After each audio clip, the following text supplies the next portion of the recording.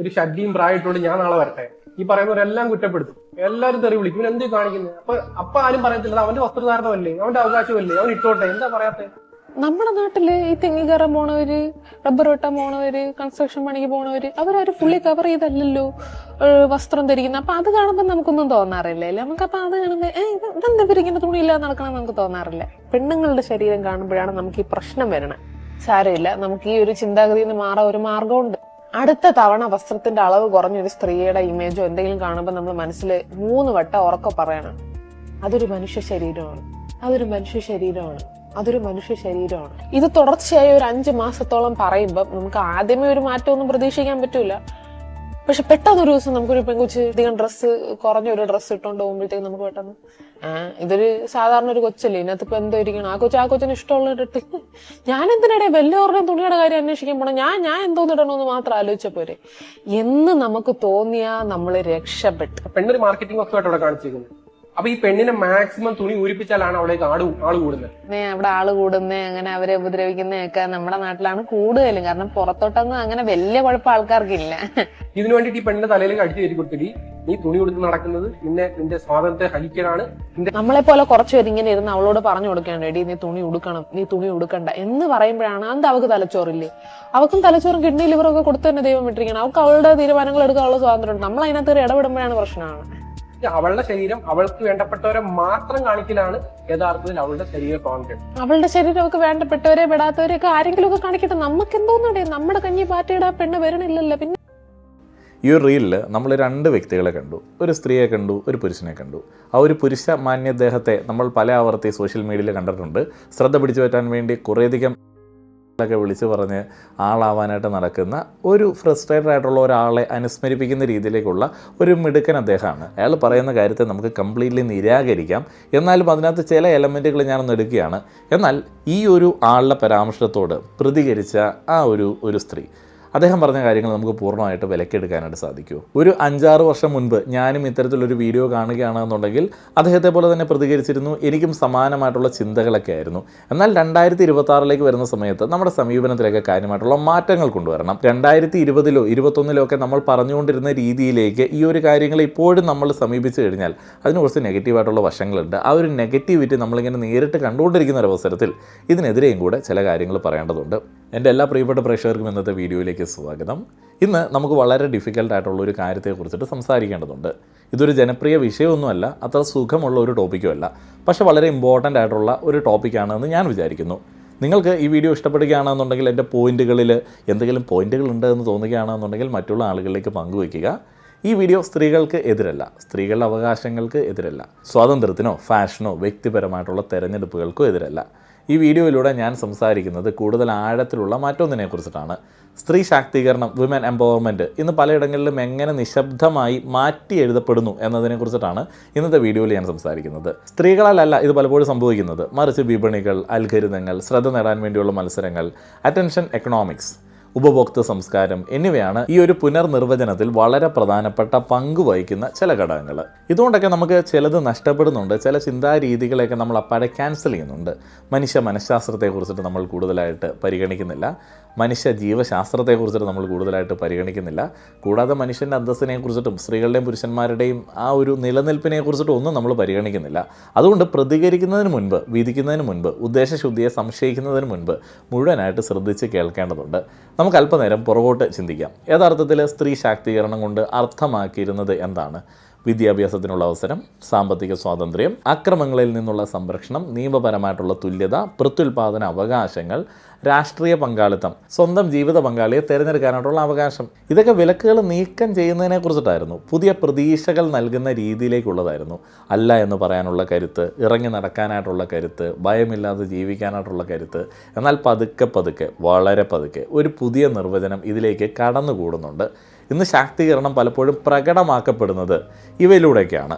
ശരീരം വെളിപ്പെടുത്തുന്ന വസ്ത്രങ്ങൾ, റിവീലിംഗ് ക്ലോത്ത്സ് എന്നൊക്കെ നമ്മൾ പറയുന്ന ചില വസ്ത്രങ്ങൾ, ലൈംഗികമായിട്ടുള്ള ആത്മവിശ്വാസത്തെ ഇങ്ങനെ എക്സിബിറ്റ് ചെയ്യുന്ന ചില സാഹചര്യങ്ങൾ, ഓൺലൈനായിട്ട് നമ്മൾ നമ്മുടെ സാന്നിധ്യം പ്രകടിപ്പിക്കുക, അങ്ങനെ നമ്മൾ എംപവേർഡ് ആണ് എന്ന് പറയുക. ശരീര പ്രദർശനത്തിന് തന്നെ പല വകഭേദങ്ങളൊക്കെ നമുക്ക് സോഷ്യൽ മീഡിയയിൽ എംപവർമെൻറ്റ് എന്നുള്ള രീതിയിൽ കാണാനായിട്ട് സാധിക്കും. നിരന്തരമായിട്ടുള്ള സെൽഫ് ഒബ്ജക്റ്റിഫിക്കേഷൻ, ലഹരി ഉപയോഗം പുരുഷന് മാത്രമല്ല എന്ന് തെളിയിക്കാൻ വേണ്ടിയുള്ള ചില ശക്തി പ്രകടനങ്ങൾ. പലപ്പോഴും ഇതിലൂടെ കൊടുക്കുന്ന സന്ദേശം സാധാരണക്കാർക്ക് മനസ്സിലാവുന്ന എന്താണെന്ന് വെച്ച് കഴിഞ്ഞാൽ, ഞാൻ എൻ്റെ ശരീരം പ്രദർശിപ്പിച്ചാൽ ഞാൻ കൂടുതൽ കരുത്തുള്ള ആളാണ്, എന്നെ എല്ലാവരും കാണുന്നുണ്ടെങ്കിൽ ഞാൻ സ്വതന്ത്രയാണ്, എന്നെ എല്ലാവരും ആഗ്രഹിക്കുന്നുണ്ടെങ്കിൽ എനിക്ക് വളരെയധികം ആത്മവിശ്വാസം കിട്ടുന്നുണ്ട്, ഞാൻ വളരെയധികം ആത്മവിശ്വാസമുള്ള ഒരാളായിട്ടും മാറിയിട്ടുണ്ട്. ഇവിടെ ഒന്ന് നിർത്തുക, ജസ്റ്റ് ഒന്ന് പൗസ് ചെയ്യുക. ഇതൊരു ചോയ്സ് ആണോ? അതെ, ആയിരിക്കാം. പക്ഷേ ഇന്ന് ശാക്തീകരണത്തിൽ കാണാൻ കഴിയുന്ന ഏക രൂപം എന്ന് പറയുന്നത് പലപ്പോഴും ഇതായിട്ട് മാറുന്നുണ്ട്.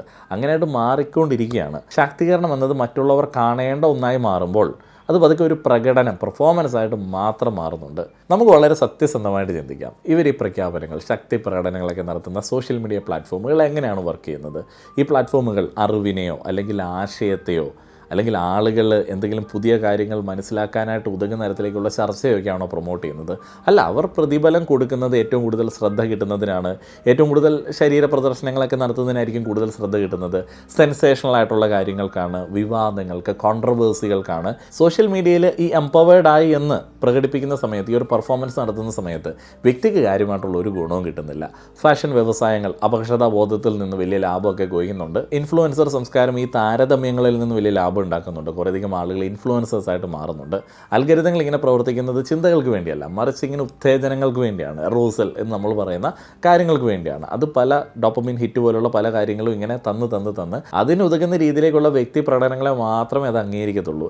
അങ്ങനെ ശാക്തീകരണം വിപണിക്ക് അനുയോജ്യമായിട്ടുള്ള രീതിയിലേക്ക് മാറ്റപ്പെടുന്ന ഒരു കാഴ്ച. അത് സ്വാതന്ത്ര്യം നൽകുന്നത് കൊണ്ടല്ല, മറിച്ച് അത് ലാഭകരമായതുകൊണ്ടാണ്. മുന്നത്തെ ആ ഒരു വീഡിയോ റിയാക്ഷനിൽ നമ്മൾ കേട്ട ഒരു ഭാഗമുണ്ട്.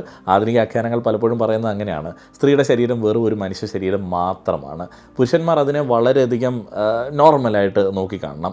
ലൈംഗിക ബന്ധത്തിൽ ഏർപ്പെടാനായിട്ട് ഒരു കൺസെൻറ്റ് ചോദിച്ചതിന് ശേഷം മാത്രമേ നമുക്ക് ആ ഒരു സെക്ഷുവലായിട്ടുള്ള സമീപനമൊക്കെ കണ്ണുകൊണ്ടോ അല്ലെങ്കിൽ നമ്മുടെ ചിന്തകൾ കൊണ്ടോ വരാനായിട്ട് പാടുള്ളൂ.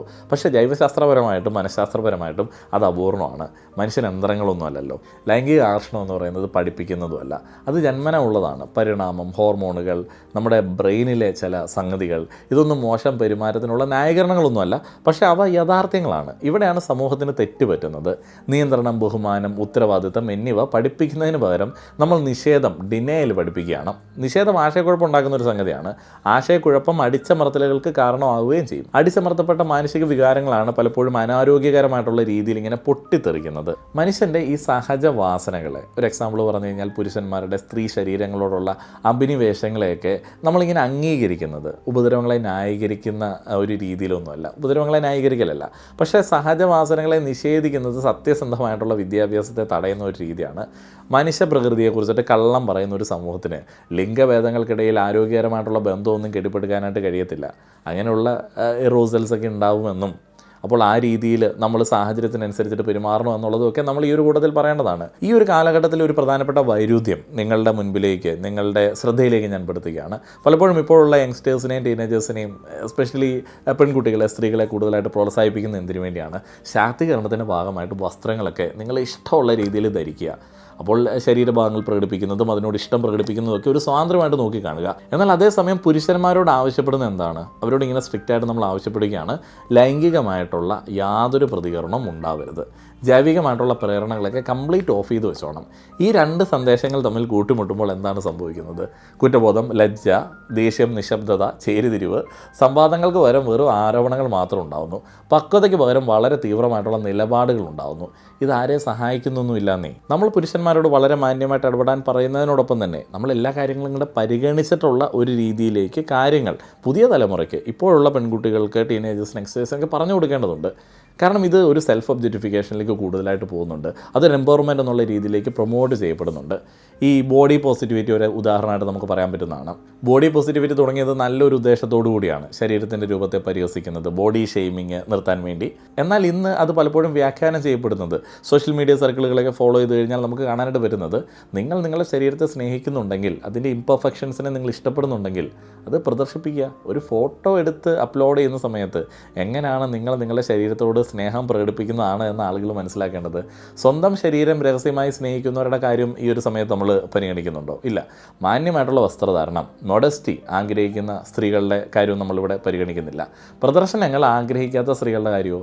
നിശബ്ദത ഇപ്പോൾ അടിച്ചമർത്തലായിട്ട് തെറ്റിദ്ധരിക്കപ്പെടുകയാണ്. സ്ത്രീയുടെ സ്വകാര്യത പലപ്പോഴും അപകർഷതാ ബോധമായിട്ടും കരുതപ്പെടുന്നുണ്ട്. ഇത് സ്വാതന്ത്ര്യമല്ല, ഇതൊരു പുതിയ തരം സമ്മർദ്ദമാണ്. ഇവിടെ മറ്റേ ഇക്കാമാർ പറഞ്ഞിട്ട് തട്ട വിട്ടിട്ട് ഇക്കാമാർക്ക് വേണ്ടി പൊതിഞ്ഞ് കെട്ടിക്കൊണ്ട് നടക്കുന്ന ആളുകളെ ഞാൻ ഈ ഒരു ഘട്ടത്തിൽ പരിഗണിക്കുന്നില്ല. ഞാൻ എല്ലാ ആളുകളുടെ സ്വന്തം നിലപാടുകളെ കുറിച്ചിട്ടാണ് സംസാരിക്കുന്നത്. സെൽഫ് ഒബ്ജക്റ്റിഫിക്കേഷനെ കുറിച്ചിട്ട് വളരെ പ്രധാനപ്പെട്ട ഒരു കാര്യം കൂടി ആഡ് ചെയ്യാനുണ്ട്. ഞാൻ കുറച്ച് മുന്നേ കണ്ട ഒരു ഇൻസ്റ്റാഗ്രാം പോസ്റ്റാണ്, ഒരു ഫോട്ടോയാണ്. ഒരു സ്ത്രീ ശരീരം മുഴുവൻ ഇങ്ങനെ തിരിഞ്ഞ് നിന്നിട്ട് പെടലി തിരിച്ച് ഫോട്ടോയ്ക്ക് പോസ്റ്റ് ചെയ്യുന്നു. അതായത് അദ്ദേഹത്തിൻ്റെ ശരീരത്തിൻ്റെ പിൻഭാഗമാണ് നമുക്ക് കൂടുതലായിട്ട് കാണാൻ പറ്റുന്നത്. പെടലി ഇങ്ങനെ തിരിച്ചിട്ട് നമ്മളെ നോക്കുന്നുണ്ട്. നിതംബങ്ങൾക്ക് മുഖത്തിനൊപ്പം പ്രാധാന്യം കൊടുക്കുന്ന തരത്തിലേക്കുള്ളൊരു ഫോട്ടോഗ്രാഫിയാണ്. നമ്മളിതിങ്ങനെ ഡയറക്റ്റ് പറഞ്ഞു കഴിഞ്ഞാൽ വലിയ മോശക്കാരനായി മാറും. അങ്ങനെയുള്ള കുറേയധികം പോസ്റ്റുകളുണ്ട്. ഇപ്പോൾ സാരി ഉടുക്കുമ്പോൾ അഴകളവുകൾ കൂടുതൽ കാണിക്കാനായിട്ടുള്ളൊരു പോസ്, ചുരിദാറിന് പറ്റിയ ഒരു പോസ്, ലെഗിങ്സ് ഇട്ട് കഴിഞ്ഞാൽ അതിന് മറ്റൊരു പോസ്, ജീൻസിന് മറ്റൊരു പോസ്. ഈ വൈരുദ്ധ്യങ്ങളെ മുഴുവൻ മറച്ചു വെച്ചിട്ട് സ്ത്രീ കാഴ്ച വസ്തു ആവരുത് അല്ലെങ്കിൽ അങ്ങനെ ആക്കരുത് എന്നൊക്കെ പറഞ്ഞിട്ട് എന്തെങ്കിലും കാര്യമുണ്ടോ? കഠിനമായിട്ടുള്ളൊരു സത്യം എന്താണെന്ന് വെച്ച് കഴിഞ്ഞാൽ ശാക്തീകരണം മറ്റുള്ളവരുടെ ശ്രദ്ധയെ ആശ്രയിക്കുമ്പോൾ ആത്മാഭിമാനം ദുർബലമാകുന്നു. പലപ്പോഴും തെരഞ്ഞെടുപ്പാണ്, ചോയ്സാണ് എന്നൊരു മുഖംമൂടി അണിഞ്ഞിട്ടാണ് ഈ ഒരു വസ്ത്രവിപണിയിലെ ചില കാര്യങ്ങളും ഈ ഒരു ട്രെൻഡും ഒക്കെ ആളുകളുടെ മുൻപിലേക്ക് വരുന്നത്. യഥാർത്ഥ ശാക്തീകരണം എന്ന് പറയുന്നത് ഒരു സ്ത്രീയെ മറ്റുള്ളവരുടെ അംഗീകാരത്തെ ആശ്രയിക്കാത്തവളാക്കി മാറ്റണം എന്നുള്ളതാണ്. എൻ്റെ ഒരു കാഴ്ചപ്പാട് അങ്ങനെയാണ്. നമ്മൾ വസ്ത്രങ്ങളെയും ശരീരത്തെയും കുറിച്ച് തർക്കിക്കുമ്പോൾ ശാക്തീകരണത്തിൻ്റെ ആഴത്തിലുള്ള തലങ്ങളൊക്കെ കംപ്ലീറ്റ്ലി അങ്ങോട്ട് മറന്നുപോകും. ഭൗതികമായിട്ടുള്ള അധികാരം വേണം, വൈകാരിക സ്ഥിരത വേണം, ധാർമ്മികമായിട്ട് കരുത്ത് നേടണം, സാമ്പത്തിക ശേഷി നേടണം, ക്രിയാത്മകമായിട്ടുള്ള സംഭാവനകൾ നൽകാനായിട്ടുള്ള പ്രാപ്തിയിലേക്ക് എത്തണം. പൊതുവെ മൊത്തത്തിൽ നോക്കുന്ന സമയത്ത് ആന്തരിക സമാധാനം ഉണ്ടാവണം. ഇവയൊന്നും വൈറലാവില്ല. ഞാൻ ഈ പറഞ്ഞ കാര്യങ്ങളൊക്കെയാണ് എൻ്റെ ഒരു കാഴ്ചപ്പാടിൽ ഒരു സ്വതന്ത്ര വ്യക്തിക്ക് വേണ്ടത്, സ്വതന്ത്ര ആവാനായിട്ട് നിൽക്കുന്ന ഒരാൾക്ക് വേണ്ടത്. പക്ഷേ ഇവയൊന്നും പെട്ടെന്ന് വിറ്റഴിക്കപ്പെടില്ല. പക്ഷേ ഇവയൊക്കെ നിലനിൽക്കുന്ന കാര്യങ്ങളാണ്. ശരീരം കാണാത്തതുകൊണ്ട് ഒരു സ്ത്രീയുടെ മൂല്യമൊന്നും കുറയുന്നൊന്നുമില്ല. ഇപ്പോൾ ഞാൻ വീണ്ടും പറയുകയാണ്, അടിച്ചേൽപ്പിക്കപ്പെടുന്ന കറുത്ത വസ്ത്രങ്ങളെ, ചാക്കുകളെയല്ല ഞാൻ ഈ ഒരു ഘട്ടത്തിൽ പറയുന്നത്. ഞാൻ മറ്റ് ചിലതിനെയാണ് എന്നുള്ളത് കോമൺ സെൻസ് ഉള്ള ആളുകൾക്ക് മനസ്സിലാക്കാനായിട്ട് പറ്റുന്നതാണ്. ആഗ്രഹിക്കപ്പെടുന്നതുകൊണ്ട് ഒരു സ്ത്രീയുടെയും അധികാരം കൂടുന്നൊന്നുമില്ല. ഇപ്പോൾ സോഷ്യൽ മീഡിയയിലെ പ്രദർശനത്തിൽ ആളുകൾ കൂടുതലായിട്ട് ആഗ്രഹിക്കുക എന്ന് പറയുന്നത് ഒരു അന്തസ്സൊന്നുമല്ല. ആധുനിക ശാക്തീകരണത്തിൻ്റെ അല്ലെങ്കിൽ ആ രീതിയിൽ വിൽക്കപ്പെടുന്ന പല കാര്യങ്ങളുടെയും ഒരു ഇരുണ്ട വശം എന്താണെന്ന് വെച്ച് കഴിഞ്ഞാൽ അത് സ്ത്രീകളല്ല, അല്ലെങ്കിൽ അത് സ്വാതന്ത്ര്യമല്ല, അത് തിരഞ്ഞെടുപ്പല്ല. അത് ശാക്തീകരണത്തെ വെറും പ്രദർശനമായി ചുരുക്കുന്നതും മനുഷ്യ പ്രകൃതിയെ നിഷേധിക്കുന്ന തരത്തിലേക്കുള്ളതുമാണ്. യഥാർത്ഥ ശാക്തീകരണം ഒച്ച വെക്കുന്ന ടൈപ്പിലുള്ളതല്ല. അത് ഈ അംഗീകാരത്തിനായിട്ട് വാശി പിടിക്കത്തുമില്ല. അതിനൊരു പ്രേക്ഷകൻ്റെ ആവശ്യമൊന്നുമില്ല. അത് നിലനിൽക്കുന്നത് സ്വയംഭരണത്തിലും ഓട്ടോണോമി എന്ന് പറയുന്ന ഒരു കാര്യത്തിലും അന്തസ്സിലും സത്യസന്ധതയിലും ഒക്കെയാണ്. ശാക്തീകരണം യാഥാർത്ഥ്യങ്ങളുമായിട്ട് ഒത്തുപോകുന്ന സമയത്ത് സ്ത്രീകളും പുരുഷന്മാരും ഒക്കെ ഇങ്ങനെ ഒരേപോലെ ബെറ്ററാവും. ഈ സമൂഹം കൂടുതൽ ഒച്ചപ്പാടിൽ മറ്റേ ഡിബേറ്റ് നടത്തുന്ന ആ ഒരു ജെൻഡർ വാറല്ല ഇവിടെ ഞാൻ പ്രതീക്ഷിക്കുന്നത്. കുറച്ചും കൂടെ പക്വതയുള്ള ഒരു സമീപനത്തിലേക്ക് അത് മാറും. അപ്പോൾ ജൈവശാസ്ത്രപരമായിട്ടുള്ള കാര്യങ്ങളെയും അംഗീകരിക്കേണ്ടതുണ്ട്, അതേപോലെ തന്നെ മനഃശാസ്ത്രപരമായിട്ടുള്ള കാര്യങ്ങളെ അംഗീകരിക്കേണ്ടതുണ്ട്. സാമൂഹ്യപരമായിട്ടുള്ള മെസ്സേജുകൾ കൊടുക്കുന്ന കാര്യങ്ങളിലുള്ള ഉത്തരവാദിത്വം നമ്മൾ കൺസിഡർ ചെയ്യേണ്ടതുണ്ട്. അപ്പോൾ അതുകൊണ്ട് തന്നെ ശരീരത്തെ അല്ലെങ്കിൽ ആ ഒരു പ്രദർശനത്തെ, ആ ഒരു ചോയ്സിനെ ഫോക്കസ് ചെയ്തിട്ട് നമ്മൾ ഈ ഒരു സ്വാതന്ത്ര്യ പ്രഖ്യാപനങ്ങൾ സോഷ്യൽ മീഡിയയ്ക്ക് വേണ്ടി നടത്തുന്ന സമയത്ത് അതിനകത്ത് ഒരു ഗുണവുമില്ല. അത് ഗുണത്തേക്കാളേറെ ദോഷം ചെയ്യും. നിങ്ങളുടെ അഭിപ്രായങ്ങൾ പറയുക. നന്ദി.